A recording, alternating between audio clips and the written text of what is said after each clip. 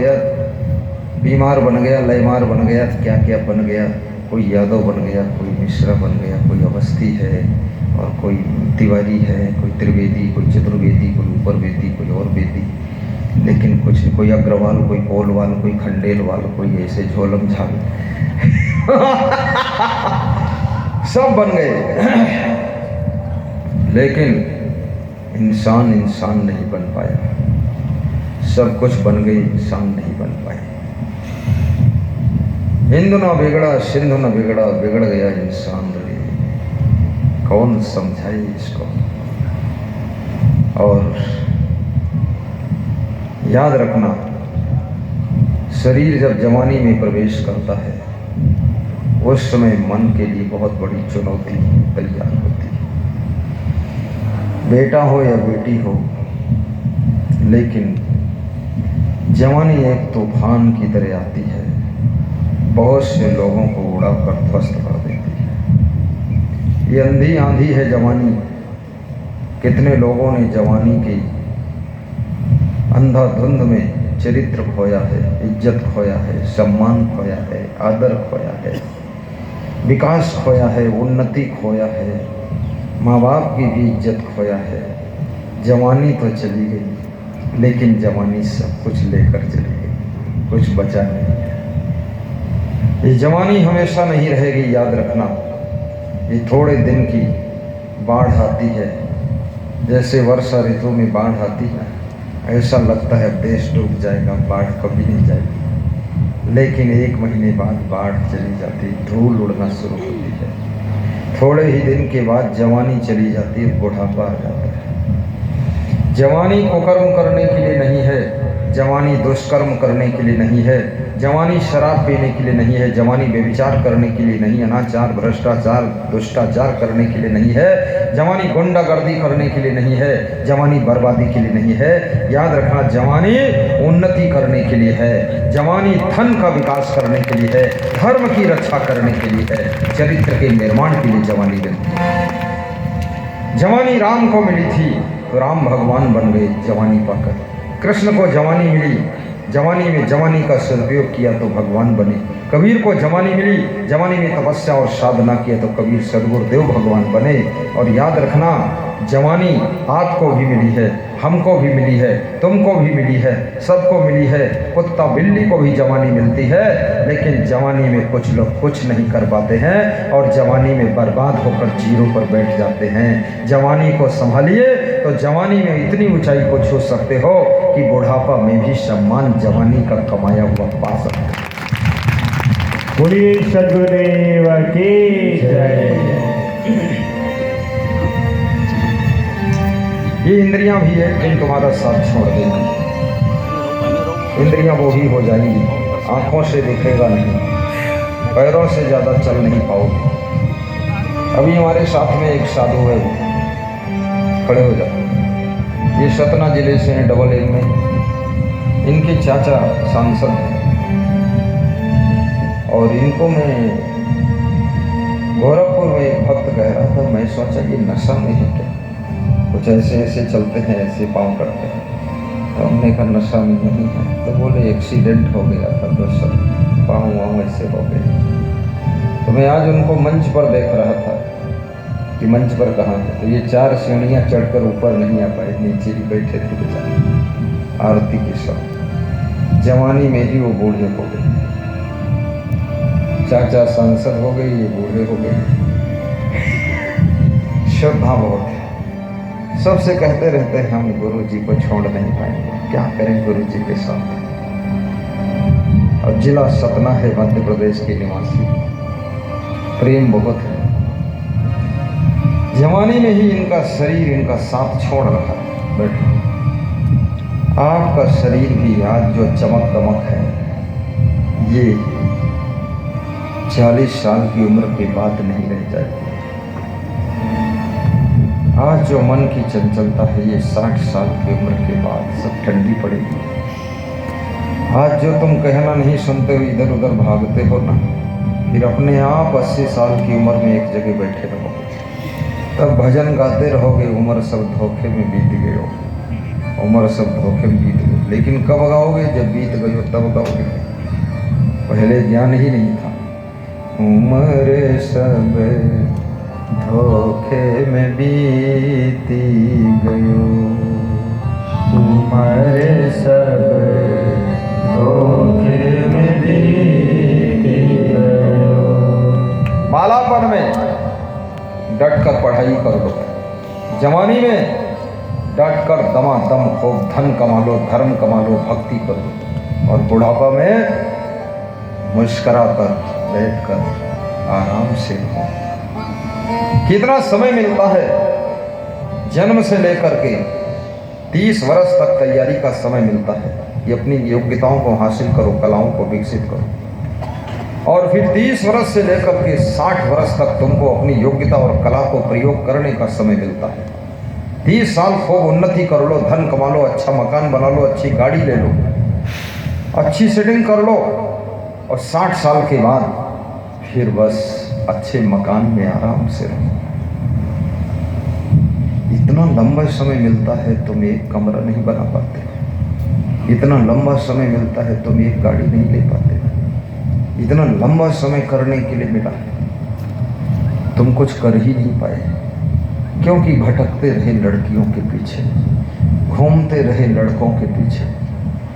जवानी में लड़के लड़कियों को ऐसा अंधापन जवानी करती है, लड़की को कुछ दिखता नहीं। जैसे अर्जुन को मछली की आंख दिखती थी, तो लड़की को जो है वो जो अरहर के पेड़ पौधे खड़े हैं ना, उसमें भी लड़का दिखता है, और लड़के को जो है ये चरी के हर पौधे में लड़की दिखती है। बहुत अंधा हो गया, बहुत बेवकूफ आदमी फालतू काम करता है। अरे इसमें क्या रखा हुआ है? कौन सुख है? अगर किसी लड़की के पास सुख होता, स्त्री के पास सुख होता, तो पुरुष में सुख क्यों ढूंढती? और पुरुष में सुख होता तो स्त्री में सुख क्यों ढूंढता? दोनों के पास सुख नहीं है, और दोनों से सुख ढूंढ रहे हैं। दो भिखारी अगर आपस में मिल जाएं और दोनों से भीख मांगे, तो दोनों डबल भिखारी हो जाएंगे, उनको कुछ मिलने वाला नहीं। कहाँ सुख है? कौन आज तक सुख पाया है विषयों को भोग करके? कोई नहीं सुख पाया, सब दुख उठाए हैं खूब। तब भी कितने लोग साधु बन जाते, उसके बाद ललचाते हैं। वो किसी का मुंह देखते चमकता हुआ, होठों में लाल रंग देखा तो सोचे कुछ तो जरूर होगा इसमें। जब इतना पैकिंग अच्छी लग रही है तो माल कितना अच्छा है, मालूम गोबर भरा है, माल अच्छा होगा। साधु को भी मन डगमगाना नहीं चाहिए, अटल मन होना चाहिए। कुछ नहीं रखा है इस जंजाल में, सब माया मोह है। विष्णु भगवान ने नारद जी को समझाया है सब कि ये माया मोह क्या चीज है। हे नारद, तुम संत हो, तुम्हारा मन अटल होना चाहिए। नारद का मन राजा सील नदी की कन्या विश्व मोहिनी को देख करके मोहित हो गया। उसके हाथ की रेखा देखा, रेखा में लिखा हुआ था इसका पति त्रिलोकी नाथ होगा। तो नारद ने सोचा मैं पति बन जाऊं तो मैं ही त्रिलोकी नाथ हो जाऊंगा। कितना मूर्ख आदमी! अरे इसका पति त्रिलोकी नाथ होगा, अर्थात जो त्रिलोकी नाथ होगा वो पति होगा। ये नारद थोड़े होगा। ये चिकारा लिए घूम रहा है साधु बाबा तिलकधारी, वो उल्टा अर्थ लगा लिया नारद, बुद्धि भ्रष्ट हो गई। बोला जो इसका पति होगा वो त्रिलोकी नाथ होगा। अर्थ ये था जो त्रिलोकी नाथ होगा वो इसका पति होगा। नारद अर्थ लगाता है कि जो इसका पति होगा वो त्रिलोकी नाथ होगा। तो मैं पति बनूंगा तो मैं त्रिलोकी नाथ हो जाऊँ, त्रिलोकी नाथ बनना चाहिए। भगवान को ही त्रिलोकी नाथ रहने दो, तुम जो हो सो ही रहो। तुम ज़्यादा इस लालच में मत पड़ो, भगवान बनने की कोशिश भी मत करो। इतने भगवान हैं, उनकी तो कोई पूजा करने वाला नहीं है। हजारों लाखों मंदिर सब सोने पड़े हुए हैं। तुम नए नए भगवान और पैदा होते जा रहे, इनको कौन संभालेगा? फालतू खुराफात पैदा कर रहे। एक भगवान काफ़ी है, राम भगवान काफ़ी, कृष्ण भगवान काफ़ी है, और तमाम भगवान हैं। 33 करोड़ तो देवी देवता, हिंदुओं में कोई कमी है? अब तुम अलग से और भगवान बन रहे, ज़रूरत नहीं है। और जितने लोगों ने कलयुग में भगवान बनने की कोशिश किया, उनकी बहुत पिटाई भी हुई, बहुत मारे भी गए, बहुत जेल में भी गए, और अच्छे भगवान बन गए हैं। उनके चेले कहते हैं अरे भगवान कृष्ण भी तो जेल में पैदा हुए थे, हमारा गुरु जेल में है तो भगवान का रूप है। भगवान कृष्ण जब जेल में पैदा हुए थे, सब हथकड़ी बेड़ी खुल गई थी, उनके माता पिता के दरवाजे खुल गए थे, पहरेदार सब बेहोश हो गए थे, और कृष्ण भगवान केवल जेल में जन्म हुआ और जेल का खेल खत्म कर दिया, तुरंत बाहर हो गए और यशोदा मैया की गोद में पहुंच गई। नंद बाबा के नंद गांव में तुम्हारे गुरु जवान होकर जेल में पहुंच रहे। चलो जेल में गए, कोई बात नहीं, जाने दो, लेकिन कम से कम ये सब पिटे पटाए घिसे घिसाए, ये ढोंगी पोंगी रोगी भोगी इन गुरुओं को लाद कर कहाँ तक ढोगे? छोड़ो इनको, उतार दो अपनी पीठ से नीचे और नया गुरु बना लो और उसके चरणों में मन की डोरी बांध लो। ये कोई शरीर का रिश्ता नहीं है। ज़्यादा पति खुराफात करता है, स्त्री तलाक दे करके दूसरे पति को चुन लेती है, ज़्यादा पत्नी खुराफात करती है, कोर्ट में तलाक हो जाती है और पति भी दूसरी पत्नी को चुन लेता है। तुम भी अगर गुरु तुम्हारा खुराफाती है तो उसको छोड़ दीजिए और दूसरे नए गुरु से रिश्ता जोड़ दीजिए और अपना कल्याण कीजिए। सब बवाल में पड़ते हो, फालतू फटी हुई ढोल पीटते चल रहे हो। गुरु ब्रह्मचारी, शुद्ध ब्रह्मचारी वैराग्यवान होना चाहिए। कितने गुरु सिखाते हैं कि माता पिता के पैर मत छूना, कितने गुरु सिखाते किसी को नमस्कार ही मत करना, कितने गुरु सिखाते हैं अरे कोई मर जाए तो माल भी मत बनना। अरे ये फालतू मत सिखाओ। ये सामाजिक जो क्रियाकलाप है इनको चलने दो। ऐसे भी कोई माता पिता के पैर छूना नहीं चाहता कलयुग में, और तुम उल्टा सिखा रहे हो पैर छूना नहीं, तो कितना बड़ा अनाचार फैल जाएगा संसार में। भगवान राम ने भी माता पिता गुरु का सम्मान किया था, पैर छुए थे, कितनी अच्छी बात है। माता पिता का आदर हमेशा करो, ऐसा सिखाने वाले गुरुओं से दूर रहो।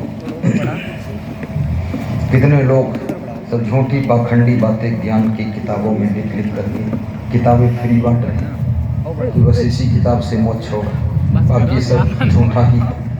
अब जब तू पैदा नहीं हुआ था, तेरी किताब नहीं पैदा हुई थी, तब कैसे लोगों का मोक्ष हुआ? तो स्पेशल मोक्ष लेकर आया, देर में क्यों आए? तेरे तो पहले आ जाना चाहिए, सृष्टि से पहले मोक्ष लेकर बैठ जाता किताब लेकर कि आते जाओ किताब लिखते जाओ मोक्ष करते जाओ।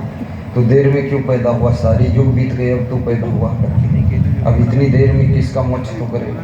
अब तेरी किताब से कैसे मोक्ष होगा? इसकी कौन गारंटी है, कौन प्रमाण है कि इससे मोक्ष हो जाएगा? कोई मोक्ष होने वाला नहीं। बस यही है, तेरा अहंकार भर जाएगा कि मेरी किताब सब पढ़ते हैं, हम बहुत बड़े गुरु बन गए, हमें सब लोग मानते हैं, हम सबके गुरु हो गए। बस इस घमंड को पालने के लिए यदि तुम्हारी किताब में सच्चा ज्ञान है, याद रखना जहर भी फ्री नहीं मिलता है। मिलता है कहीं जहर? बोलते क्यों नहीं? फ्री नहीं मिलता है। तो ये अमृत ज्ञान फ्री कैसे मिल रहा है? ये गोबर है, ये गोबर ज्ञान इसलिए फ्री बट रहा। जहर तो फ्री मिलता नहीं, चना फ्री मिलता नहीं, लैया फ्री मिलती नहीं। अरे हाजमोलक गोली फ्री नहीं मिलती। ये 50 रुपये किताब फ्री मिल रही, अर्थात इसमें गोबर ज्ञान भरा हुआ है, इसलिए फ्री मिल रही। लो ही मत। हमको एक व्यक्ति देने आया, बोला इसमें बहुत ज्ञान है और ये निःशुल्क है। हमने कहा कितनी है? दे दो। दे दिया 150। हमने पेट्रोल डालकर पकवा दिया, गोबर खत्म करो, अब तो यहाँ ज्ञान देने लगा। ज्ञान का मार्ग हमेशा क्या कहता है, याद रखना। अमानित्वम आदम्यत्वम अहिंसा शांति आर्जवम आचार्योपासनम स्थैर्यम शौचम आत्म विनिग्रहम् इंद्रियार्थेषु वैराग्यम अहंकार एव च जन्म मृत्यु जरा व्याधि दुख दोषानुदर्शनम असक्ति अनक्षुरा पुत्रग्रहादिषु नित्यं च समचित्तत्वम इष्टानिष्टोपपत्तिषु मयि च अनन्य योगेन भक्ति अव्यभिचारिणी विविक्तदेशे वित्तमर्ति जन संसति अध्यात्म ज्ञान नित्यत्वम तत्व ज्ञानात् दर्शनम एतत् ज्ञानम इत प्रोक्तम अज्ञानम यत् अतः अन्यथा। ये 5 श्लोक हैं, ये ज्ञान के श्लोक हैं। श्रीमद् भगवद गीता के श्लोक है, मेरे पॉकेट के श्लोक नहीं। श्रीमद् भगवद गीता में भगवान श्री कृष्ण कहते हैं, इन 5 श्लोकों में ज्ञान के लक्षण लिखे हुए हैं और ये लक्षण जिस व्यक्ति में हो उसको ज्ञानी कहा जाता है। कौन लक्षण है? अमानित्वम। अमानित्वम का मतलब क्या होता है? जो पूज्य है, श्रेष्ठ है, महान है, वास्तव में योग्य है, लेकिन जिसको अपनी योग्यता का महानता का भी अभिमान नहीं है, जो धनवान है लेकिन धन का अभिमान नहीं है, जिसके पास कार है लेकिन कार का अहंकार नहीं है, और जिसके पास सब कुछ है लेकिन उसको कुछ भी अहंकार नहीं है, वो व्यक्ति ज्ञानी कहा जाता है, वो व्यक्ति ज्ञानी कहा जाता है। एक किताब लिखने से कोई ज्ञानी नहीं हो सकता, और ना तो प्रवचन करने से कोई ज्ञानी माना जा सकता है। जैसा मैं प्रवचन करता हूँ इससे ज़्यादा तो नेता प्रवचन करते हैं। अभी बिहार में एक गांव में मेरा सत्संग था, एक नेता आया। नेता हमेशा प्रवचन के लास्ट में आता है, वो सुनने आता ही नहीं, वो गुरु जी को सुनाने आता है कि हे गुरुदेव, आपने जो सुनाया इससे भक्तों का कल्याण हो गया, लेकिन अब मैं जो सुनाऊंगा इससे आपका भी कल्याण हो जाए। वो मुझे सुनाता है, बहुत नालायक आदमी है। और वो पूछ लेता है सत्संग कितने बजे ख़त्म होगा, ये नहीं पूछता शुरू कितने बजे होगा। तुमने बता दिया 6 बजे, तो 6 बजे आएगा। जब ख़त्म हो गया फिर अपना भाषण सुना देगा, भाषण सुना कर निकल जाएगा। पहली बात तो आएगा ही नहीं, आएगा ही नहीं, और आएगा तो प्रवचन देकर चला जाएगा। बाबा जी का प्रवचन सुनेगा ही, होशियार बहुत है। पत्रकार वो भी सत्संग में आता नहीं, दूसरे से पूछता है आज क्या सत्संग हुआ है, उसी में से 2 लाइन लिख करके डाल देता है, सत्संग में नहीं जाता। इससे पत्रकारों के घर में बहुत कलेश है। पत्रकार की पत्नियां सब दुखी हैं, क्योंकि दिन भर झोला लेकर कैमरा लेकर घूमता रहता है, इधर उधर चक्कर काटता रहता है। पत्नी से बातें नहीं करता है, और पत्नी को डराता है अगर कुछ बोलोगी तुम्हारे खिलाफ छाप दूंगा। तो पत्नी बोलती तुमको बेलन से बेल दूंगी, छाप दोगे तुम, पागल कहीं का। सहनशीलता है नहीं, तर्क को तर्क बहुत करता है, क्योंकि बात लड़ाना सीख गया है। पत्रकार बात बहुत लड़ाता है, इधर उधर तर्क बहुत करता है। अब तर्क करने की आदत बिगड़ गई तो पत्नी से भी तर्क करता है, तो पत्नी बहुत हैरान है। इसलिए पत्रकारों की पत्नी कोई बनना नहीं चाहती, झंझट है वहाँ, शांति नहीं है। मैं आपसे भी निवेदन करूँगा, अमानित्वम अमानी बनो, आदम्बित्वम, और जो दंभाचार नहीं करता, पाखंड नहीं करता, आडंबर नहीं करता है, ढोंग ढकोसला नहीं फैलाता है, अंधविश्वास नहीं फैलाता है, उसको ज्ञानी कहा जाता है। इस भारत देश के अंदर इतना अंधविश्वास फैलाने वाले साधु सन्यासी ऋषि मुनि पंडित और कथाकार कलाकार घूम रहा है। न जाने दुनिया भर का बोलता है कि अगर इमली की पत्ती के ऊपर 11 बार तुम ओम लिख दो, बिल्कुल इंद्रलोक में स्थान मिलेगा। अगर 21 बार ओम लिख दो तो विष्णु धाम में स्थान मिलेगा। इमली की पत्ती छोटी सी, तो कितनी मूर्खता काम हुआ। इमली की पत्ती लिखने के लिए है, कोई बोलता बेलपत्र पर ये लिख दो, कोई बोलता गोबर और दही घोल कर पी लो तो बच्चा हो जाएगा, कोई कुछ बोलता है। दुनिया भर का भ्रम फैला रखा है। ये कोई कथा है, ये कोई सत्संग है? सारी औरतें पागल हो गई।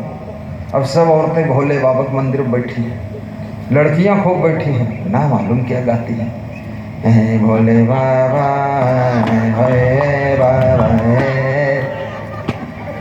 और मुड़ मुड़ कर पीछे देखती है, पीछे वहाँ भोले बाबा खड़े। भोले बाबा फालतू ढोंग मचाना। अरे प्रवचन सुनो, उससे कल्याण होगा, आचरण सुधारो। ये दंभ फैलाते हो, आडंबर फैलाते हो, ढोंग करते हो, इससे कोई कल्याण होने वाला? ऊंची जाति होने का अभिमान लेकर बैठे हो, प्रवचन में नहीं आते हो। क्यों नहीं आते हो? कौन ऊंची जाति है? और फिर ऊंची जाति का अभिमान है, प्रवचन में नहीं आते, तो ऊंची जाति हो करके फिर नरेंद्र मोदी तेली है उसके पास क्यों जाते हो? उसके पास क्यों जाते हो भाई? जो मिनिस्टर तमोली है उसके पास क्यों जाते हो? चौरसिया के पास। जो मुख्यमंत्री शेड्यूल कास्ट है उसके पास क्यों पैर छूते जाता है? कोई मुख्यमंत्री तुम्हारा कल्याण कर देगा? कौन उद्धार कर देगा? कितने दिन के लिए वो मुख्यमंत्री? 5 साल के लिए, 2 साल के लिए, 1 साल के लिए, 6 महीने के लिए? वो मूर्ख मंत्री है, मुख्यमंत्री उसको मानकर तुम वहाँ पाँव छूते, वहाँ कुर्सी भीतर मोड़ घुसेड़े कि मुख्यमंत्री हम पर कुछ करवा कर। वो क्या कृपा करेगा? बस वो अपने ऊपर कृपा नहीं कर पा रहा, अपना चरित्र नहीं संभाल पा रहा, अपना विचार नहीं संभाल पा रहा, तुम पर क्या कृपा करेगा? खाम खाम उसके लफड़े में फंसे। जिसको वोट देना है उचित समझ कर दे दो, बाकी सत्संग भक्ति करो। मनुष्य जीवन का लक्ष्य सत्संग भक्ति है, इनसे कोई सुख मिलने वाला नहीं। और यदि राजनीति करने की सामर्थ्य आपके अंदर है तो आप भी करिए, राजनीति कोई मना थोड़े करता है। आप खुद बनो मुख्यमंत्री, प्रधानमंत्री बनो, खूब दमादम राजनीति करो, जिंदाबाद मुर्दाबाद अपूड़ी बात लड्डू बात सब करते रहो, ताली बजाते रहो, भागते रहो, दोहा बनाते रहो, चौबोला गाते रहो, करते